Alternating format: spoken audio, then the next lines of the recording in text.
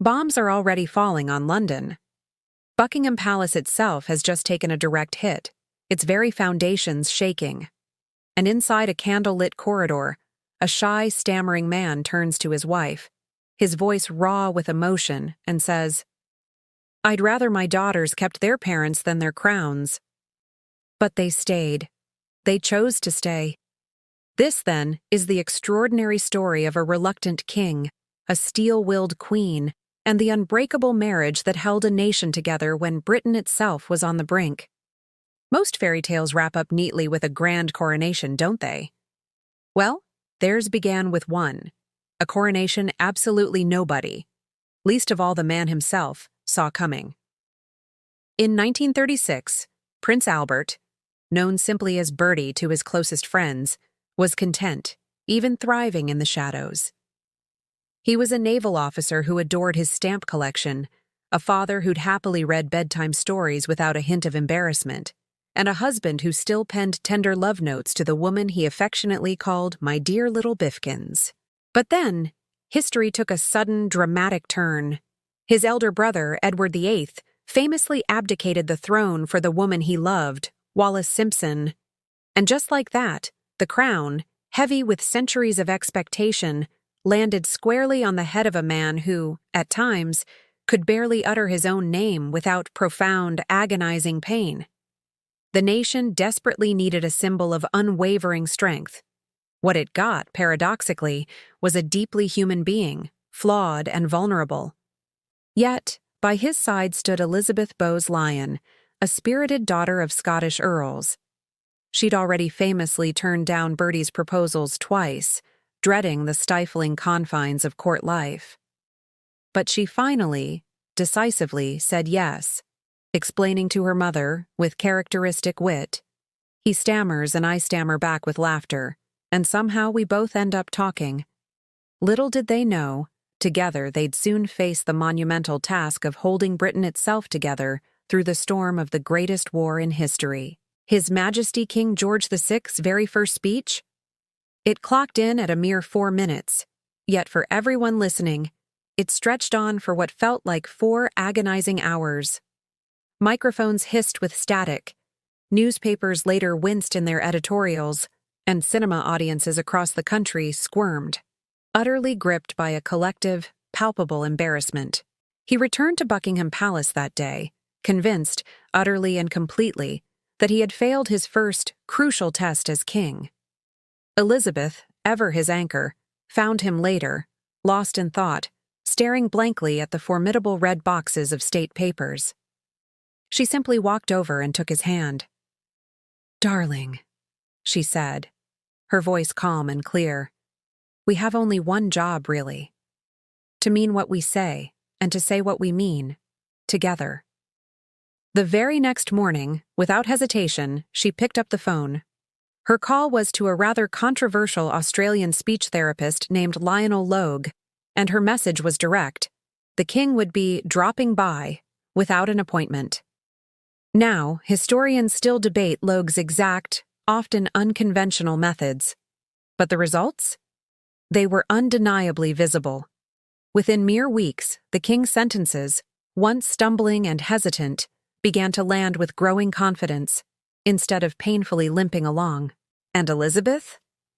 She was always there, a silent, unwavering presence, sitting just behind the screen during every single session, mouthing the words with her husband, a true unspoken duet.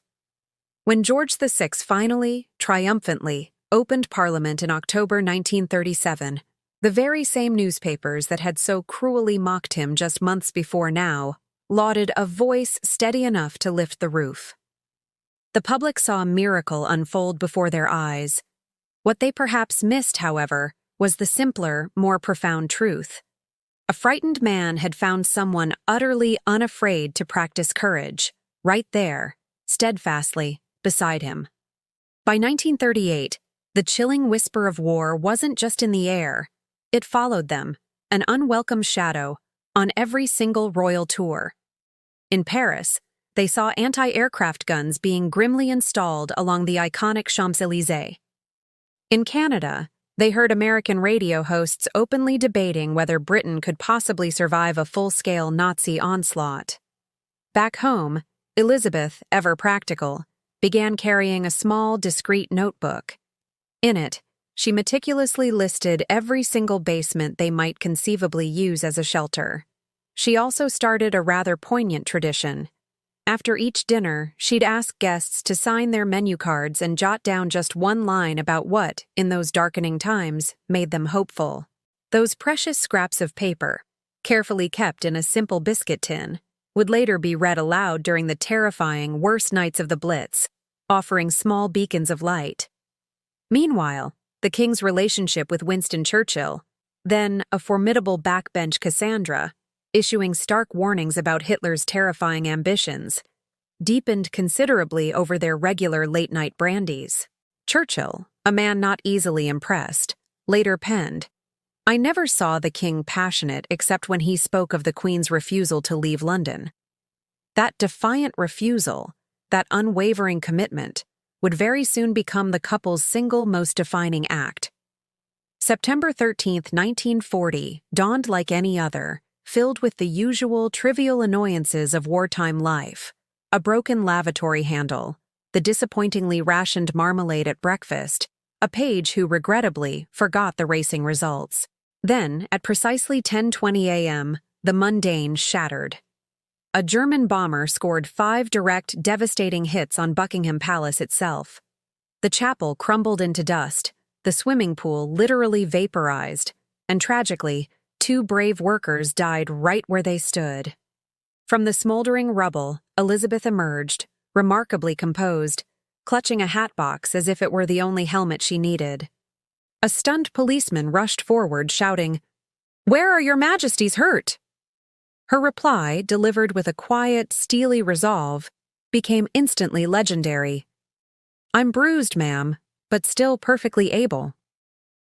The very next day, photographers captured the royal couple touring London's devastated East End, walking among the ruins, and the crowds, who only years earlier had booed the monarchy with disdain, now spontaneously chanted, "Stay up there, Liz! We need the practice in cheering." The Queen's most quoted, most iconic remark, "Now we can look the East End in the face," was actually first whispered to a shaken lady-in-waiting.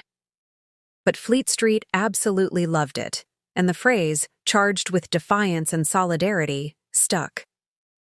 Historians widely cite that pivotal moment as the hinge, the precise point when the royal family shed its purely ornamental role and became truly operational, a vital part of the war effort.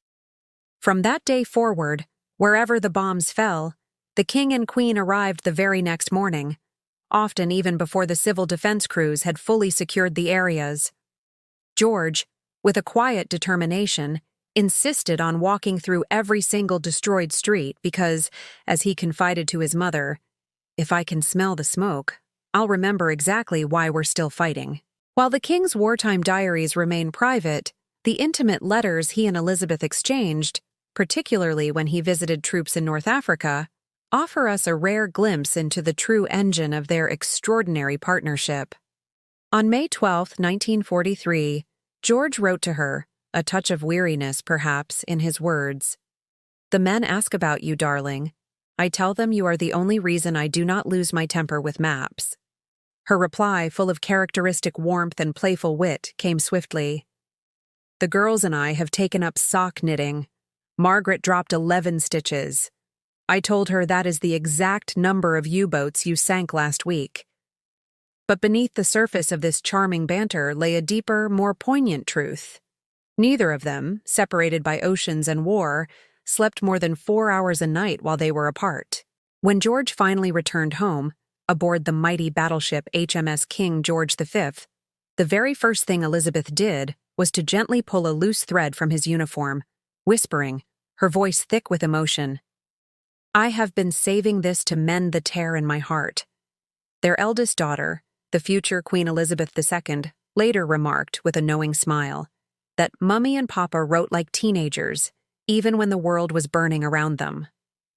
These letters, over 1,700 of them miraculously survive, are preserved today in the royal archives, reading not just as historical documents, but as poignant love songs set against the brutal, echoing backdrop of artillery fire. In June 1939, just months before the outbreak of war, the royal couple embarked on a truly historic journey, crossing the vast Atlantic aboard the Empress of Australia. They were the very first reigning British monarchs ever to visit the United States. At Hyde Park, Franklin Roosevelt, with his signature charm, met them, famously served hot dogs, and even, to Elizabeth's amusement, taught her how to mix a martini. American reporters were utterly charmed, simply adoring her. Life magazine, Captivated, dubbed her the smiling power behind the throne. The tour's secret, yet profoundly strategic purpose? To discreetly secure vital Lend-Lease aid from America before Congress fully grasped the implications. When a particularly skeptical senator rather bluntly demanded why Britain deserved American treasure, Elizabeth, with an elegant lift of her teacup and a gaze that held both dignity and steel, replied, "Because, sir, we are the wall your children will not have to climb if we hold." That powerful line exploded across front pages, echoing through the nation. Within mere weeks, Roosevelt had secured the crucial votes he needed. Back home, she famously joked to her courtiers with a twinkle in her eye, "I've finally beaten Wallace Simpson for front-page space." That witty quip, born in drawing rooms, swiftly traveled to factory canteens and air raid shelters, turning a royal marriage, an institution often seen as aloof, into a potent morale weapon the Nazis simply couldn't jam. May 8, 1945, VE Day. The day dawned not with the usual wartime anxieties, but with a joyful roar of cheers already echoing outside the palace windows. Elizabeth, radiant with relief and pride, woke her daughters at 6 a.m., her voice brimming with emotion. "Your father wants you," she told them, "to see what staying, truly staying, earned us." The royal family stepped onto that iconic balcony not once, not twice, but 8 separate times throughout the day, basking in the adoration of a grateful nation. When the surging crowd collectively sang, "We want the king," George, overwhelmed, turned to Elizabeth, a plea in his eyes. "What on earth do I say?" She simply nudged him, a quiet strength in her touch. "Say thank you, Bertie, and mean it." His short, heartfelt speech, a mere 42 words, was broadcast across the joyous, sun-bathed capital that had for so long forgotten what easy breath, what true peace, felt like. "Give me your hearts," he declared, his voice clear and strong, "and I shall give you the peace we have won together." Later that night, in a moment of pure, understandable exuberance, the teenage princesses, Elizabeth and Margaret, famously slipped out among the throngs of strangers linking arms and dancing in the streets of the Strand. Princess Elizabeth, ever discreet, kept her mother's old coat buttoned tight, carefully concealing her royal brooch. When a jubilant sailor, caught up in the euphoria, asked her for a dance, she simply smiled, answering, "I'm afraid my mother is waiting up," and then, with a mischievous twinkle, vanished back into the jubilant crowd.